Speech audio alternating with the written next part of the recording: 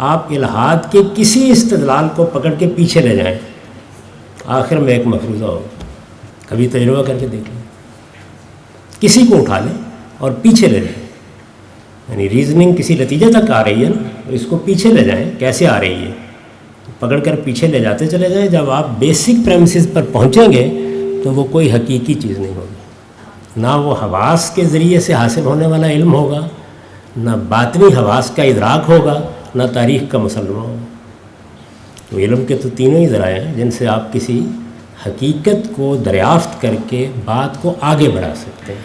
तो ये तरबियत हासिल कर लें बस, उसके बाद आपका इस्तिदलाल मुहकम इस्तिदलाल होगा। फिर वो ये है कि लोग आपका इस्तिग़फ़ाफ़ कर सकते हैं, वो आपके ख़िलाफ़ प्रोपेगेंडा कर सकते हैं, लेकिन कुछ भी नहीं, ऐसे ही होगा। फिर एहराम है जिस पर आप खड़े हैं और लोग इधर उधर से संगरेज़े बरसाते चले जाते हैं, उससे कोई फ़र्क नहीं।